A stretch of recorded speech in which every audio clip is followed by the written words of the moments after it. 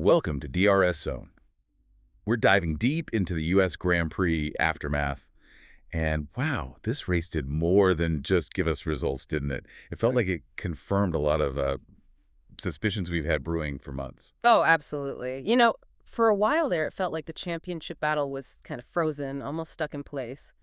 But Austin, that just blew it all open. Like a pressure cooker lid finally coming off. Exactly. Now we're seeing this championship, really explode into something special, something high stakes. We're getting past just the lap times, the pure data, and really looking at the psychology, the chess game that's going to define the end of the season. Yeah, and that's what we're digging into today. We're going to unpack the stuff you don't always see on the timing screens. Yeah. Like what's going on with McLaren, that sudden crisis feel, Mm-hmm. and how Red Bull, contrastingly, seemed to have found harmony again after all that chaos earlier in the year. Right. And the constructors fight, which is getting intense. Plus, team orders, driver ambition, rebellion, it's all kicking off. So our mission here is to give you that inside track, the shortcut to understanding the hidden forces really driving F1 right now. Okay, let's get into it. McLaren. For me, this was maybe the most alarming thing coming out of Austin. That dynamic between Norris and Piastri. Yeah. Used to seem so easygoing, right? The PIA rules, letting each other pass easily. That just feels gone. Totally gone. It's a massive shift. And what we saw, especially with Piastri and Austin, he looked, well, the word used is dislocated. Dislocated, wow. Yeah, like he just couldn't find his rhythm, couldn't get comfortable in the car, couldn't extract that last bit of performance. And you could almost feel that tension, Cool. Whether it was set up or something deeper mentally, the result was the same. He wasn't there.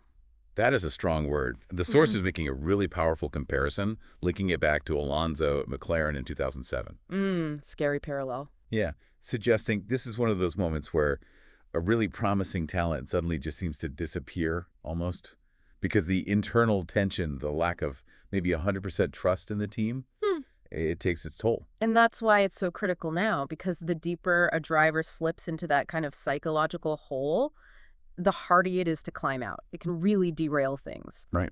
But it's bigger than just Piastri, isn't it? McLaren have said pretty clearly no more major updates are coming for the car this season. So the machine is basically set. Exactly. The car development is kind of stabilizing, which means the main variable left is the human one. It's all about the minds now, the drivers, the strategists, the engineers. So if the car's performance is locked in, more or less, and Piastri's struggling, what does this psychological blockade actually look like day to day or on race day? How does that manifest? Well, it becomes like a collective anxiety, When the results aren't quite there, doubt starts to creep in everywhere. From the driver, obviously, but also the engineers, the people on the pit wall. They get cautious. Yeah, exactly. Risk averse. Suddenly, people are maybe afraid to break the established procedures, or they don't want to stick their neck out suggesting something unusual with the setup because they're worried about their job if it goes wrong.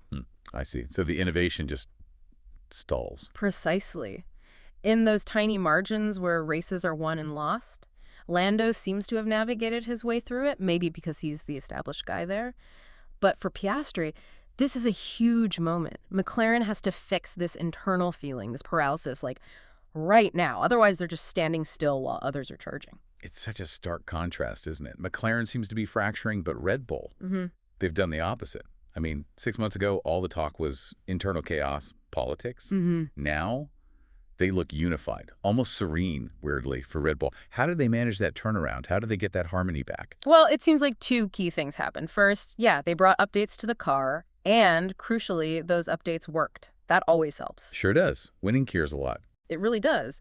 But second, and maybe just as important, they managed to mend those internal breaks, recover that competitive gene, you could call it.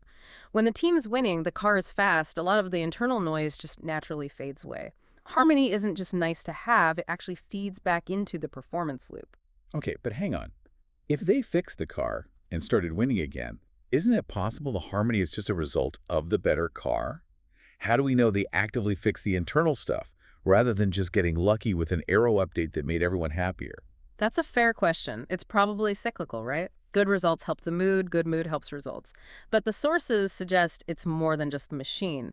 Sustained success, especially at this level, also depends on managing the picaresca, the mind games. Oh, yes, picaresca. For anyone listening who isn't familiar, it's that Spanish idea of, well, roguishness, trickery. The hidden mental battles. Exactly. The stuff that happens off the track or in the margins. And believe me, it's real. It happens all the way from karting up to F1 whenever titles are in the line. Do we have examples? Like, what does that actually look like? Well, there's this one anecdote.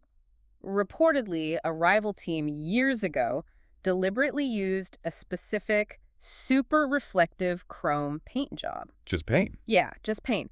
But they knew it would annoy their main competitor, and apparently it worked. The other team supposedly wasted a load of time and resources, taking photos, complaining, trying to get it banned. Instead of developing their own car. Exactly. That's picaresca. Using something seemingly small to distract and disrupt your rival's focus and resources.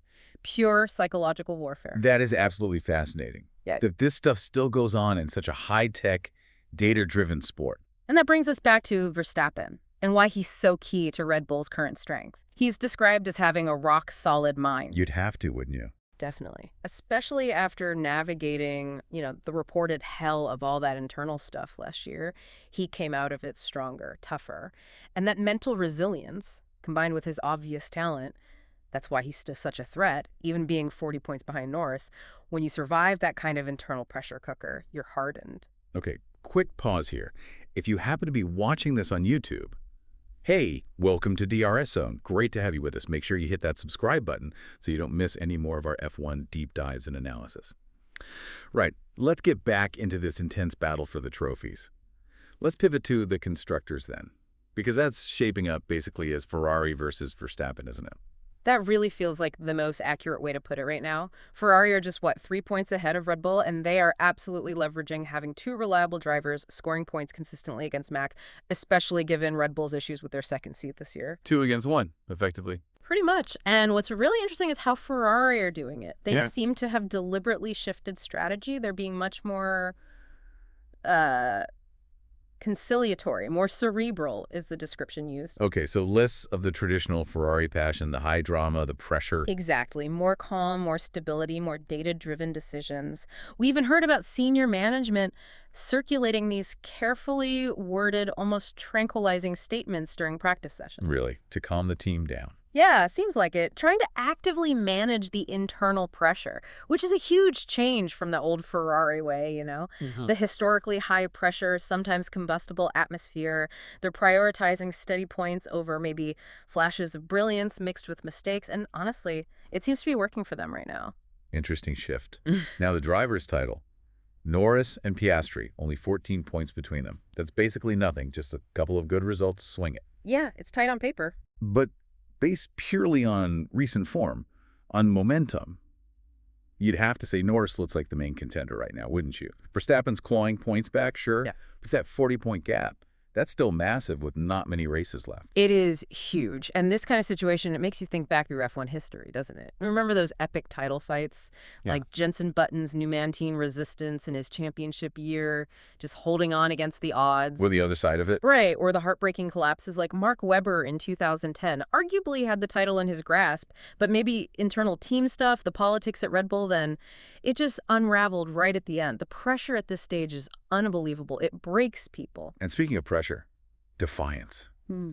We absolutely have to talk about Franco Colapinto. Refusing a direct team order to lift off, that was bold. He made the right call, 100%. I think so. No question. No question. Look, when you're a driver fighting tooth and nail for your future, for a potential F1 seat, you have to look out for number one sometimes. Especially, and this is key, when he clearly had better pace. And backing off would have cost him and the team positions. Exactly. His defiance actually improved the team's final result. If he had lifted, he might have dropped behind a key rival. You can't just follow orders blindly in that situation. It's risky, though. Okay. It immediately makes you think of Carlos Reutemann back in '81 at Williams. The classic example. Yeah, he defied team orders, won the race, but then the story goes the team wasn't fully behind him afterwards, and he lost the championship potentially because of that fallout. It's the perfect parallel. It's a massive gamble.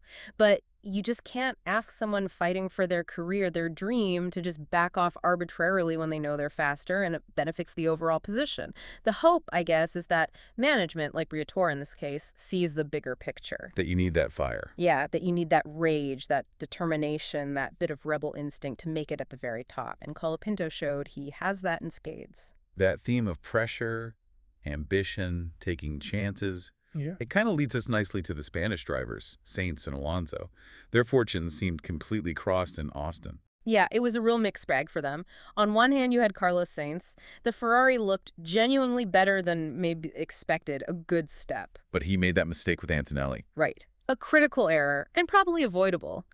The analysis seems to put the blame mostly on Sainz for trying maybe too ambitious an overtake, a bit too adjusted. Even though the rule letting drivers close the door like that is maybe questionable itself? Sure, the rule itself might be imperfect, but he knew the rule going into the corner. His optimism, maybe wanting to make up ground quickly, led him to perhaps overact, try to force an opening that just wasn't really there, a miscalculation. High stakes, high risk. That's racing. And then meanwhile, you have Fernando Alonso. He pulls out a great qualifying result, gets into Q3 for the sprint, which was impressive. Yeah, typical Alonso magic. But then the race, it just starkly showed the Aston Martin's weaknesses again. He called it the 9th fastest car. Ouch. That's pretty damning. It is. He managed to survive, pick up points, partly thanks to the chaos like the Sainz-Antonelli thing. But you get the strong sense he's deeply frustrated. Reports say he's basically just counting the days until 2026 and the new regulations. Because he knows the current car is limiting him. Exactly. He knows his talent isn't matched by the machinery right now, stopping him fighting where he wants to be right at the front. It just underlines how weirdly unpredictable this season is sometimes. Circuits you think should suit the Aston, maybe the long corners. End up being good for Williams or someone else you didn't expect, and vice versa. It makes calling the next race like Mexico incredibly tough. Who knows which car philosophy is actually going to work best week to week? Hashtag outro. So, yeah, wrapping this all up, we're definitely out of that stagnant phase. This championship has become beautiful again, but also really volatile. It's being decided by these tiny, almost invisible details. Things you can't easily measure. Right. The key thing, I think, is that these infinitesimal factors, whether it's a psychological block gripping a whole team, or those hidden picaresca mind games, or just a driver's raw determination defying an order, they are genuinely proving decisive. They're shaping who wins and who loses. It really feels like it's being won or lost between the ears as much as on the track right now. Which, thinking about McLaren's struggles versus Red Bull's newfound harmony, it leads to a fascinating question for you listening. What percentage of a modern Formula One championship do you reckon is actually decided by psychology, by internal team dynamics, by that mental game, versus just the pure aerodynamic performance, the engineering? Ooh, that is the million-dollar question, isn't it? The one every team boss is wrestling with. If I had to guess, based on what we're seeing, how success breeds confidence and confidence breeds success, I'd say it's way higher than many people think. Maybe 60% psychology and team dynamics, 40% the raw car performance. 60%. Wow. Yeah, because that aero advantage, that engineering brilliance, it only really counts if the people, the minds executing the strategy and driving the car are totally aligned, totally confident, and ruthlessly focused. Without that, the best car can still falter. 60-40. That is definitely something to chew on as we head towards the next race weekend. Thank you so much for joining us for this deep dive into the U.S. Grand Prix aftermath here on DRS Zone. Always a pleasure. Make sure you hit subscribe or follow DRS Zone wherever you get your audio content so you don't miss our next analysis. We'll catch you next time.